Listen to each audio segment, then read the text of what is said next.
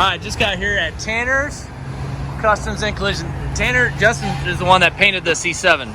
Yeah, that's good. Did a lovely job on it. Now he's trying to get me to paint the C8. No, I think you want to paint the C8. I don't know. I don't know. Alright, so Justin's had the Charger for a few days, and he's going to show us what he did. Yeah. He did some surprises. I don't even know what all he did, but we're just getting it dropped down on the ground right now so we can get it outside and get it upstairs and get it washed. Ooh. Oh, I love the wheels.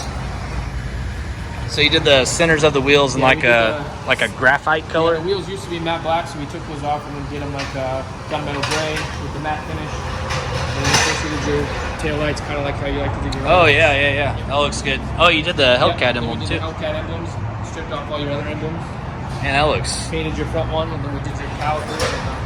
Oh, the wheels look... Candy apple red, and you can't really see it because it's kind of... Oh yeah, that looks sweet. I love the caliper color. Oh, the wheels just look perfect. Way better than the factory red. The wheels are perfect. Oh yeah, they look nice. Look at the front ones. Oh, the Hellcat emblem's black too. That's cool. See the front emblem too.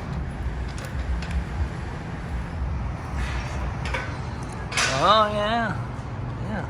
I thought you were doing the emblems in red. Did you decide not to do them? Yeah, because I knew you'd throw a fit. Touche. Oh yeah, I missed the Hellcat. Yeah, I don't blame you. It's probably one of the better looking cars that you've ever had. Have you went and drove it yet? No. This thing is like lightning fast. Oh, God. It's almost too fast. Who's faster, you or Chase? I don't know. I am, of course. Dang. This looks so good. Big old shop back there. It almost looks like a cave in here. Yeah, that's what it's going on with you after we get all the way to the back. Yeah, for sure.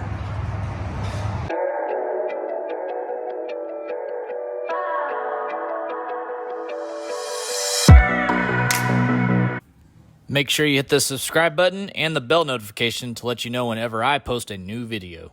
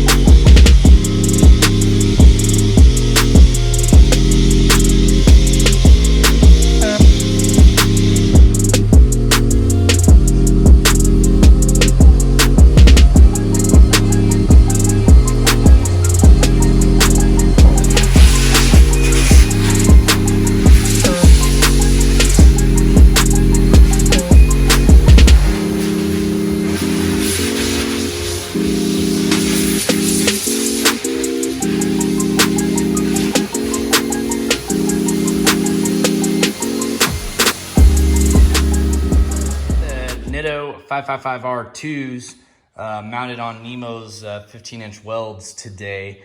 We're going to be giving these a shot, see how they do on the street. I think they'll do really well. They do amazing on the Hellcat Widebody on a 20-inch wheel. So probably with a 15-inch wheel, a little bit more sidewall, a little bit more cushion, they should do pretty well. This compound does feel really nice compared to like the 555R, the original ones, and honestly feels a lot like the 55 or the NT05R compound, which is like what we have on the General over here. Compound feels a lot the same, maybe just a little bit softer on the twos over here. So we're gonna get these mounted back on Nemo, and Nemo, it's been great with the 20s on there. They look great, but it's time to put you back on your dancing shoes, brother, and you'll be ready to roll. The Hellcat turned out just insane. I love the dark gray on the new wheels, and then did the calipers in like a ruby red. It's like a candy apple red. Before they're just bright, bland red with white Brembo decals. So this definitely sets it off, especially with the gray on the maroon color. And we also did the emblems, all black. If in the sunlight, there's some red candy pearl in them too, which is really cool. I went ahead and just kind of did a little touch there on the Hellcat emblem. Kind of looks cool. You can't really see it unless you're up real close to it. But yeah, old Hellcat Widebodies turned out to be an amazing car here. Perfect driver. It's fast, drives good, it's got lots of room. Getting the C8 racked up for the first time. Gforce Engineering is going to be out here tomorrow morning to fit some axles in this bad boy. And the AAD suspension guys are going to come tomorrow morning too. Oh, the measurements. Yes. A little easier to wrap than the C7.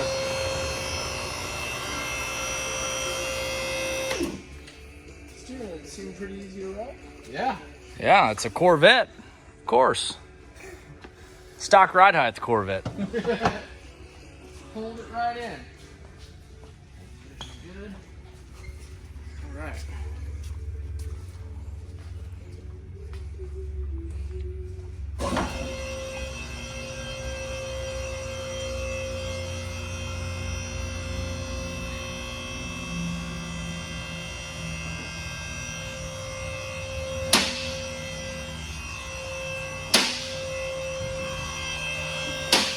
Wow, the hole underneath is just one big giant belly pan.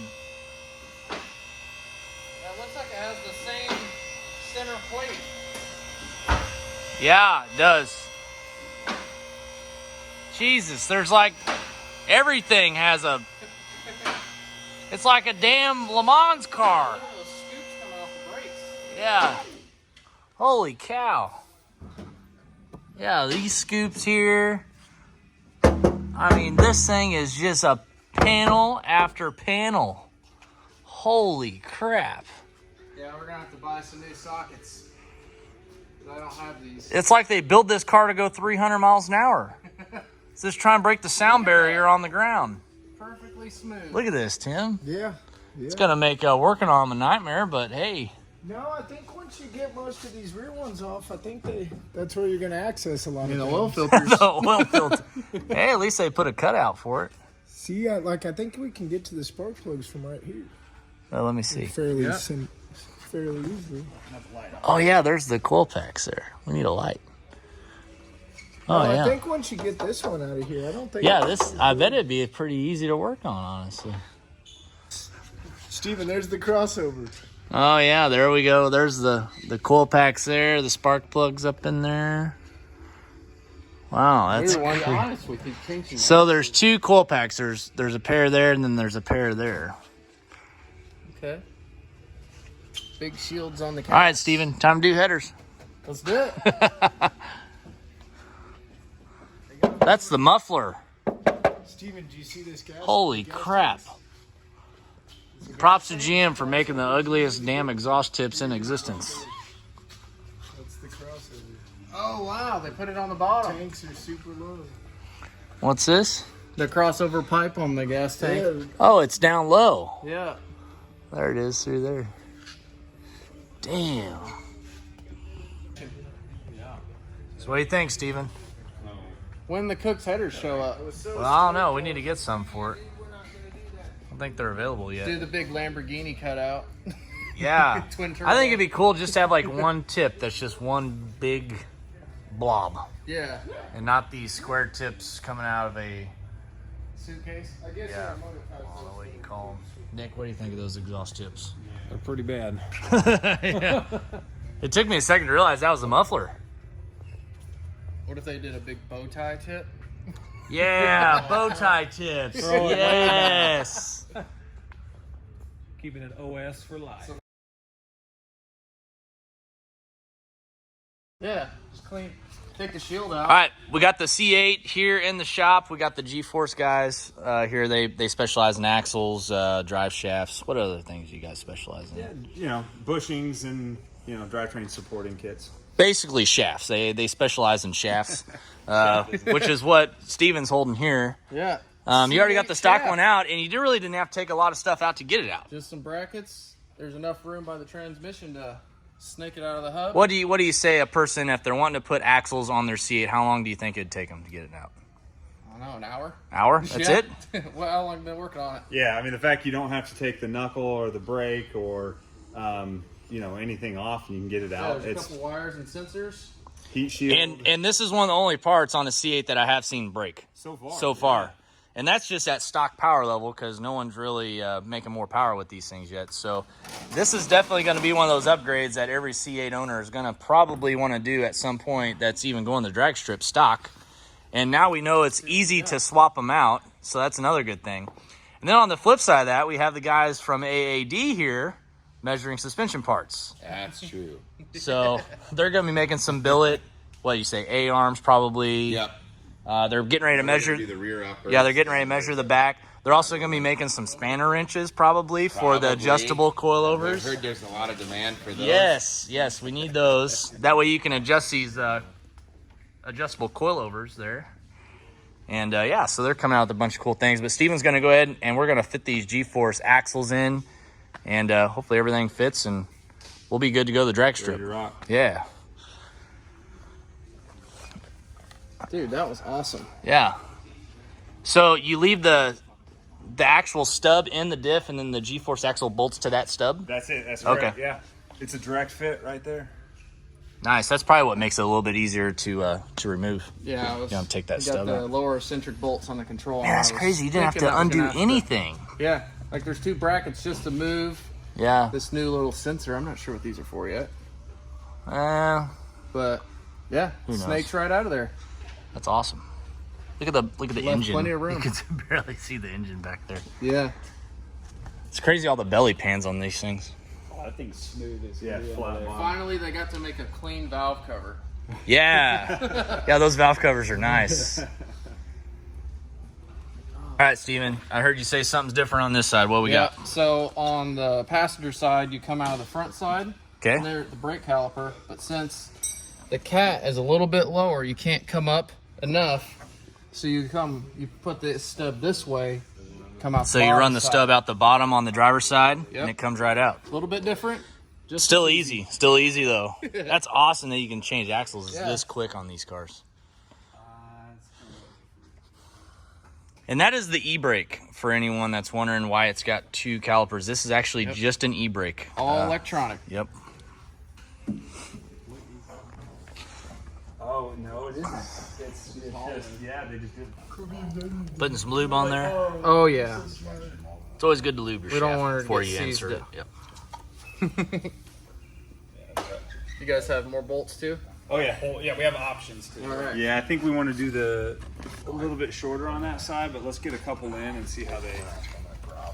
So one thing I want to show you all out there in YouTube land. Normally on an IRS car, you have a thick half shaft on one side and a skinnier one on the other. They say they do that for wheel hopping and stuff, but on the C8, they're literally almost the exact same shaft from side to side, both thick. Don't know why they did that, but it's basically the same half shaft on both sides. The part number is a little different, but it's basically the same. Basically, I think it's just telling you which one's right, which one's left, but it's pretty crazy. It's something to note on the C8 stuff that has changed from previous years. What are the Renegade half shafts good to, power-wise? All of it? All of it? Yeah. So when do you need an Outlaw? The Outlaw was really designed for, you know, endurance, road course racing, those type of things. So Oh, really? Because they're all rim polished on the internals Okay. and the whole CV, and we use a premium grease and things like that. It helps with lubrication, heat dissipation, so it doesn't build up as much heat. So then they'll last longer. Gotcha. Their durability. But physically, these are just as strong. Just Renegade. as strong, yeah. Renegades. I think in terms of brute strength, they're going to be comparable. So we really designed those for some of the GT4 teams that we have been working with. We Oh, needed that's cool. something that could that would have a little bit, longer, shelf life when it came down to the, endurance racing and stuff like that. And that, that's how those came about. That makes sense. So I use the 60 here because I want to see how far it comes through over there. So maybe we don't Loctite that guy. Okay. How's the measurements going? Pretty good. Pretty good. I think we're wrapped up. You got the rear too? You got the, oh, nice. Man, is it pretty simple stuff? The rear is. Rear is, Front front's, not. front's not, which is crazy because there's nothing up here. Yeah, well, it's difficult to measure. Oh yeah. So we should be expecting some spanner inches by dinner time. Something like that. With 3D print, you said. I can print some. They ain't gonna tighten or loosen much, but Yeah. That's awesome. Cool. How's it going, brother? Good. Got some banners getting hung up in here. Boy, it's looking like a shop now.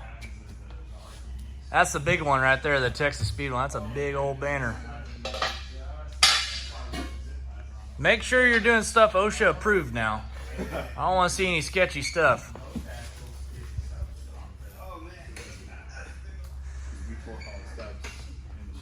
Yeah. We got the axles. We got the passenger side in on the C8. Fits like a glove. This side is a little bit more difficult, just so you know, whenever you're doing axles on these. You got a lot less room than on this side. This side, the axle is a lot easier to slip in because you just got so much more room back there. The stub shaft is sticking out farther, so you got more space behind. Yeah. It's pretty crazy. A stock axle, super fast. Gforce, a little bit more time, but still not too bad. Yeah. Well, it's because the Gforce axles are a little bit more bulkier. They got some better hardware. Snug them down, and then we'll torque them. Got the axles on the C8. We're gonna take it for a drive right now, make sure everything's good. But I think it'll be pretty solid. Gforce axles on the C8. Now we'll be good to do some launches with no worries. Stay tuned for the next video. We are going to be installing the much-awaited Mincer shocks on the C7, and we are also going to be taking the Hellcat Widebody to Just Tune and throwing it on the dyno. It does make some pretty serious power. That'll be on the next episode coming at you in just a few days. Make sure you hit the subscribe button, and we'll see you next time.